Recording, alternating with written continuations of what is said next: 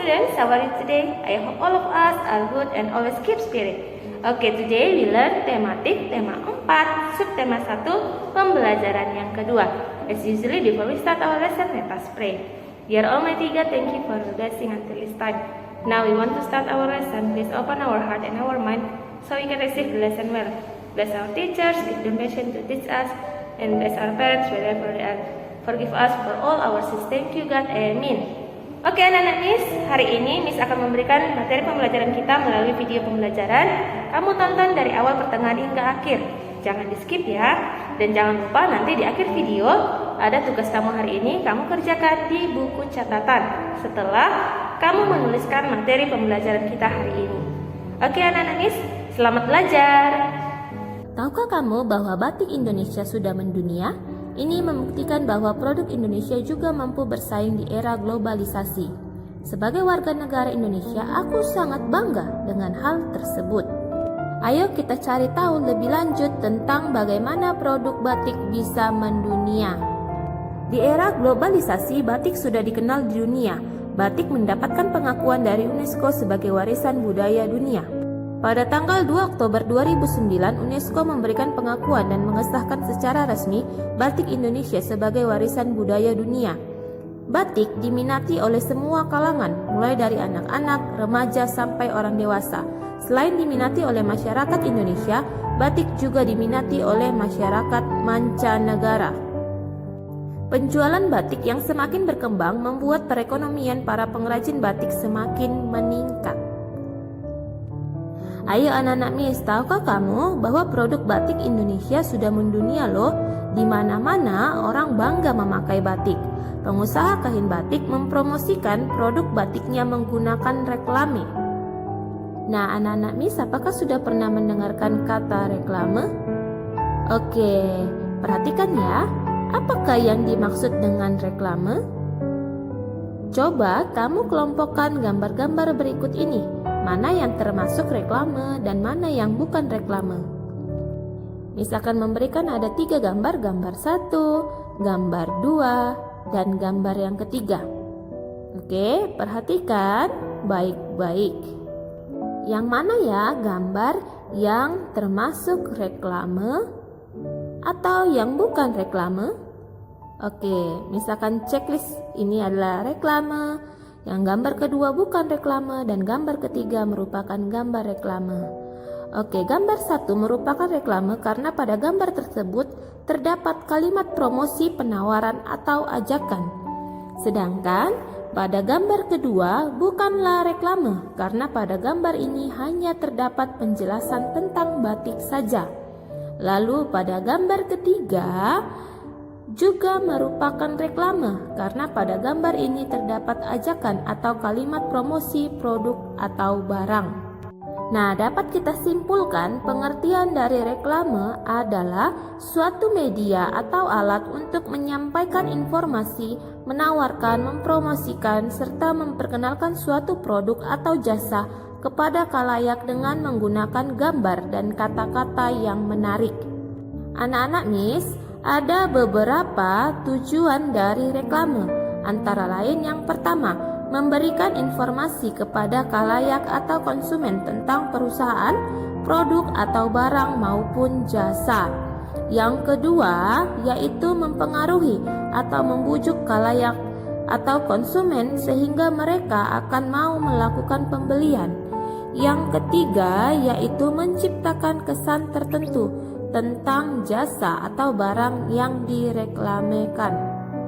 Yang keempat, memberikan kepuasan tertentu sesuai dengan keinginan konsumen. Yang kelima, merupakan alat komunikasi antara penjual dengan calon pembeli atau konsumen. Miss akan lanjutkan jenis-jenis reklame, yaitu yang pertama iklan, yaitu jenis reklame singkat yang bertujuan mempromosikan barang atau jasa dalam bentuk visual, tulisan, dan gambar pada media cetak atau elektronik. Nah, perhatikan gambarnya. Yang kedua adalah spanduk. Spanduk adalah reklame yang memuat informasi reklame komersial atau non-komersial yang dibuat secara ringkas, padat, dan jelas. menggunakan kain dan sejenisnya yang dibentangkan di antara dua tiang di tempat strategis dan ramai. Yang ketiga, brosur, yaitu reklame yang dibuat pada selembar kertas dengan isi informasi yang lebih rinci dan jelas, disampaikan dengan cara disebarluaskan secara langsung agar dibaca dan dipahami konsumen atau target. Yang keempat, yaitu embalase. Embalase adalah jenis reklame yang ditempatkan langsung pada kemasan produk, berfungsi sebagai daya tarik pemberitahuan informasi tentang produk tersebut. Yang kelima adalah poster. Poster adalah jenis reklame berupa selembaran kertas yang berisi gambar dan tulisan yang dibuat semenarik mungkin dan ditempatkan dengan cara ditempel di tempat-tempat umum yang strategis. Yang keenam, baliho.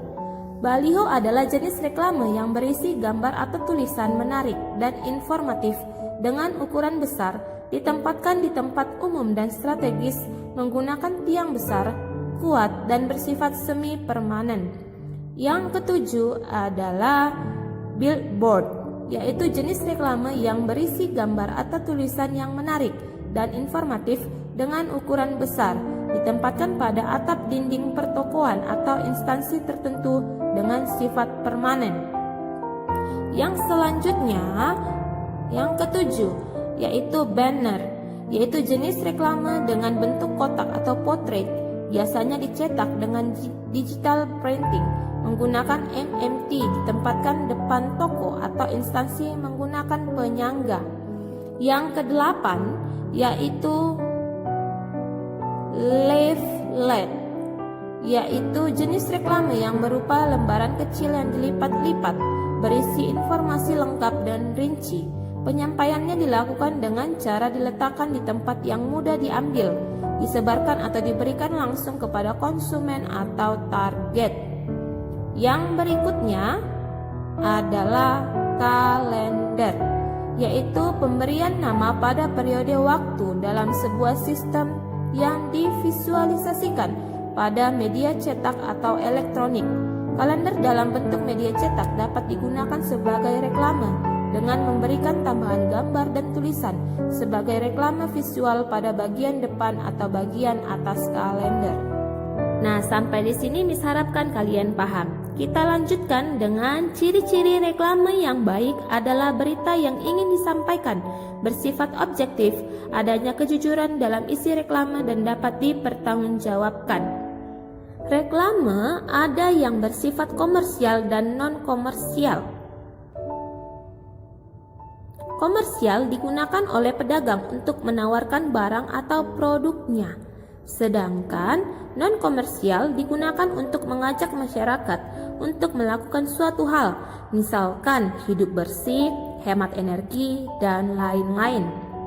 Ada hal-hal yang harus diperhatikan ketika kita membuat reklame, yaitu yang pertama, slogan jelas dan mudah dimengerti.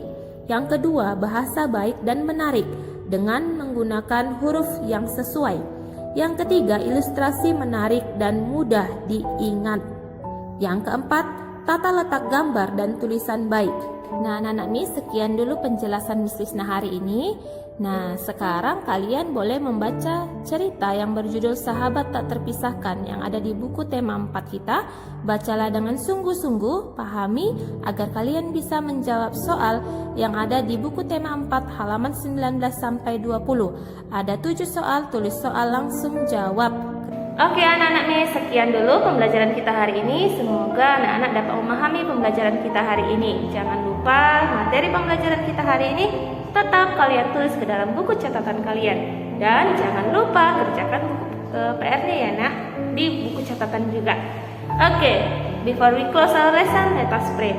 Dear Almighty God, thank you for your blessing until this time. Now we have finished our lesson and we want to continue our activities. Please bless us, bless our teachers and our parents. Thank you God, amin. Oke anak-anak Miss, besok kita PTM ya. Jangan lupa sesi yang pertama dan sesi kedua datang sesuai dengan jam yang ditentukan. Goodbye.